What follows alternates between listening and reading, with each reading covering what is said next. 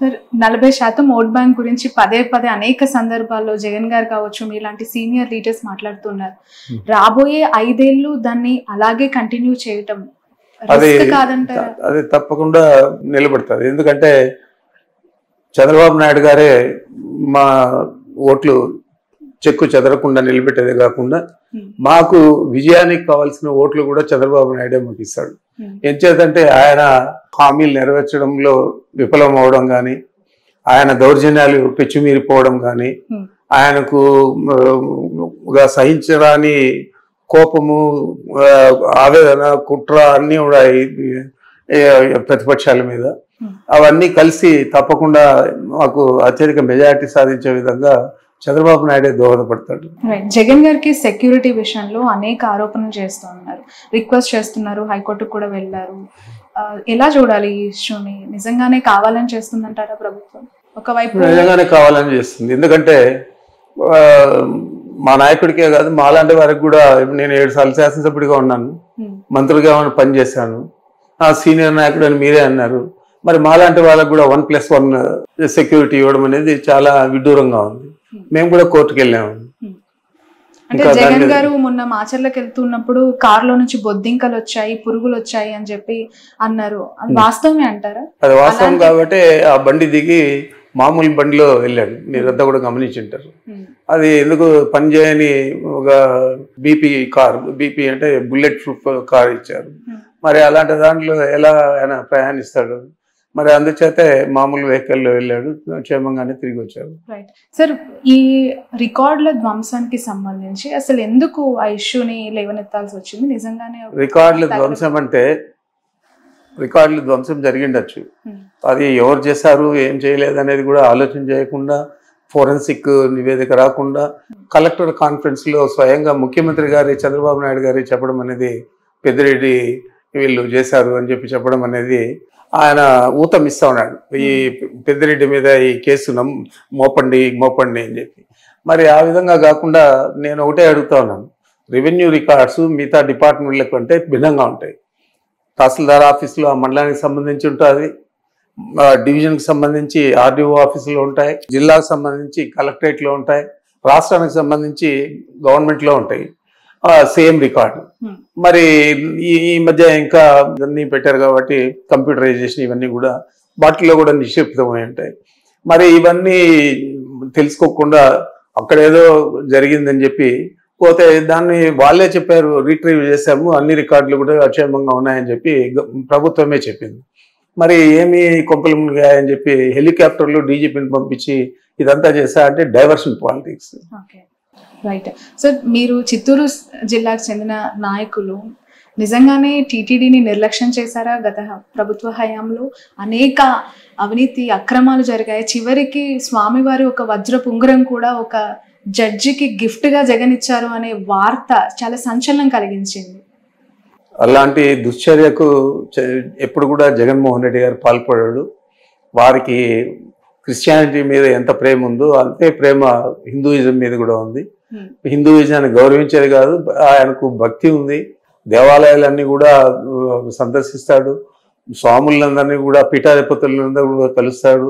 అదే కాకుండా మీరు చూశారు, సుందరీకరణ పేరుతో అనేక దేవాలయాలన్నీ నేలమట్టం చేస్తే విజయవాడ పట్టణంలో అవన్నీ కూడా పునర్నిర్మించిన ఘనత జగన్మోహన్ రెడ్డి గారు. ఓకే, ఎమ్మెల్సీగా బొత్సగా నిలబెట్టారు. ఎలా ఉంటుంది సార్? ఎంత ధీమాతో ఉన్నారు? ఎందుకంటే ఎలక్షన్స్ చాలా జరిగి కొన్ని రోజులు, ఇంకా 3 నెలలు కూడా కంప్లీట్ చేసుకోలేదు. అయినా మాకు సంఖ్యాబలం ఎక్కువ ఉంది కాబట్టి తప్పకుండా బోచా గారు మంచి మెజారిటీతో గెలుస్తారు. పక్కా. ఎందుకంటే అక్కడ ఆల్మోస్ట్ మొన్న వచ్చిన రిజల్ట్ ఒకసారి అబ్జర్వ్ చేస్తే వైసీపీ చాలా గడ్డు పరిస్థితులు ఎదుర్కొంది. పర్వాలేదు, అయినా కూడా మాకు ఎంపీటీసీలు కానీ జెడ్పీటీసీలు కానీ కార్పొరేటర్లు కానీ సంఖ్యాబలం ఎక్కువ ఉంది కాబట్టి తప్పనిసరిగా మంచి మెజారిటీతో గెలుస్తారు. రైట్, వైసీపీ నుంచి కొంచెం పక్కన పెడితే సార్, మిమ్మల్ని ఒక క్వశ్చన్ అడుగుతాను పర్సనల్ గా. చాలా సీనియర్ లీడర్ గా మీ అబ్జర్వేషన్ ఏంటి? వస్తున్న నాయకులు చేరుతున్న పార్టీ జనసేనగా ఇప్పుడు మారిపోయింది, టీడీపీని ఆప్షన్ గా ఎంచుకోవట్లేదు అని చెప్పి కొంతమంది నాయకులు మాట్లాడుతూ ఉన్నారు. ఎందుకు జనసేన ఒక హ్యాపెనింగ్ పార్టీగా కనిపిస్తుంది అంటారు అలాంటి లీడర్స్ కి? ఆయన నాయకత్వం మీద అందరికీ కూడా గౌరవం ఉండొచ్చు. అదేవిధంగా చంద్రబాబు ఈ ప్రజా వ్యతిరేక కార్యక్రమాలన్నీ కూడా ఎక్కువ చేస్తూ ఉన్నాడు కాబట్టి ఆయన తెలుగుదేశం పార్టీలో చేరడానికి ఇష్టపడకపోవచ్చు. దానికి కారణాలు ఏవైనా కానీ వాళ్ళందరూ కూడా ప్రతిపక్షంలో ఉన్నట్లే. సార్ 2024 ఎన్నికలు కేవలం పవన్ కళ్యాణ్ యొక్క ఎఫెక్టివ్ వల్లనే ఈ రిజల్ట్ అంటారా? మీ అభిప్రాయం? 100%. దాంట్లో ఏం సందేహం? పవన్ కళ్యాణ్ వల్లనే 100%. అటు వైసీపీ ఓటమి, అటు కూటమి గెలుపు 100%. అంతలాగా పవన్ కళ్యాణ్ ఇన్ఫ్లుయెన్స్ చేశారంటారా ఏపీ పాలిటిక్స్? ఏపీ పాలిటిక్స్ ను ఇన్ఫ్లుయెన్స్ చేశాడా లేదా అనేది కాదు, వారికి సంబంధించిన సామాజిక వర్గం అంతా కూడా ఆయనకు గట్టిగా మద్దతు ఇచ్చింది. ఆ మద్దతు తెలుగుదేశం పార్టీకి ఉపయోగపడి ఎన్నికల్లో గెలవడానికి కారణభూతులే.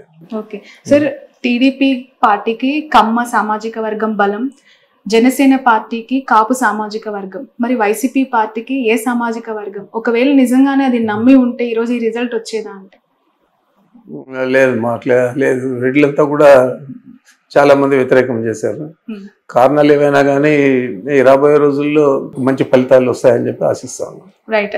ఫైనల్లీ మొన్న రీసెంట్ గా తిరుమలని బండి సంజయ్, కేంద్ర మంత్రి, మీకు తెలిసి ఉంటుంది, తెలంగాణకు సంబంధించిన ఎంపీ. సో తను దర్శించుకున్నప్పుడు ఎర్రచందనం స్మగ్లర్ వీరప్పన్ వారసులు ప్రభుత్వం నుంచి పోవటం మంచి పరిణామమే, దీన్ని నేను స్వాగతిస్తున్నాను అంటూ మాట్లాడడం. అతనికి ఓనమాలు తెలియవు మా జిల్లా గురించి, మా ప్రాంతం గురించి. ఆడెవడో ఏదో ఎత్తిస్తే అది మాట్లాడాడు. ఇదే చంద్రబాబు నాయుడు వాళ్ళ శాసనసభ్యులే 2014లో పోటీ చేస్తే పీలేరులో కిరణ్ కుమార్ తమ్ముడు కిషోర్ కుమార్ రెడ్డి ఈరోజు శాసనసభ్యుడిగా ఉన్నాడు తెలుగుదేశం పార్టీలో. అతని గురించి పబ్లిక్ మీటింగ్లో ఎర్రచందనం స్మగ్లర్ వీరప్పన్ అన్నాడు. మరి ఆ వీరప్పన్న ఇప్పుడు వాళ్ళ పార్టీలో శాసనసభ్యుడిగా చేసుకున్నాడు. మేము రెడ్ శాండిల్ స్మగ్లింగ్ అనేది ఎంకరేజ్ చేయలేదు.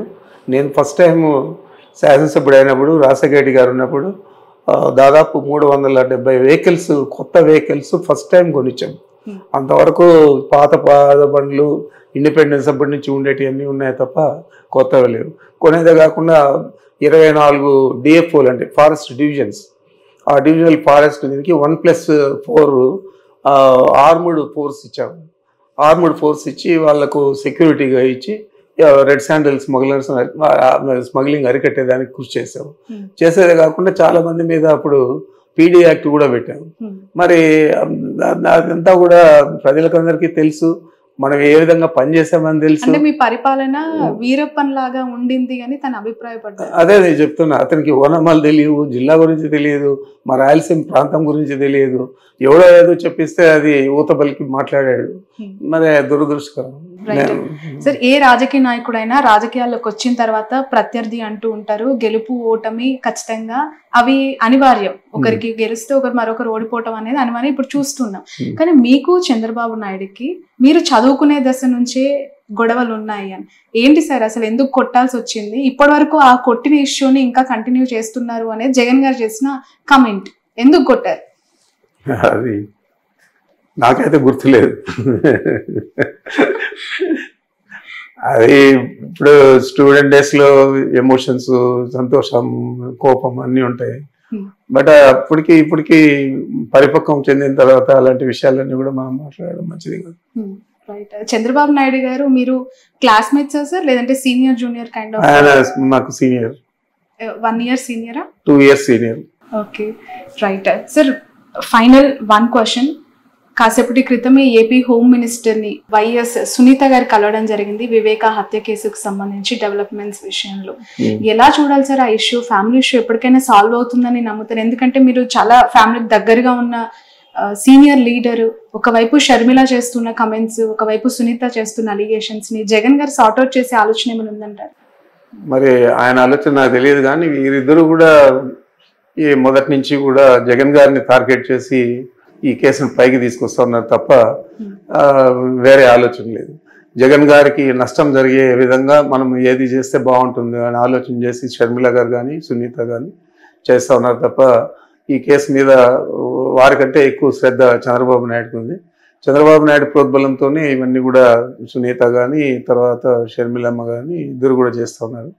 మరి ఇది వారి కుటుంబానికి సంబంధించిన విషయమైనా కూడా దీన్ని రాజకీయంగా రాష్ట్రమంతా కూడా ప్రజలు నమ్మించే విధంగా వాళ్ళు ప్రయత్నం చేస్తూ ఉన్నారు. ఇదంతా కూడా చంద్రబాబు నాయుడు స్కెచ్ తప్ప వేరే కాదు. ఓకే, ఖచ్చితంగా షర్మిల గారు వెనక చంద్రబాబు నాయుడు గారు ఆమె మాట్లాడే మాటలు కానీ, ఆమె పబ్లిక్ మీటింగ్స్ లో చెప్పే విషయాలు కానీ ఇవన్నీ కూడా చంద్రబాబు దగ్గర నుంచి వచ్చేటే తప్ప సొంత ఆలోచన అనుకుందని నేను అనుకోవడం లేదు. సో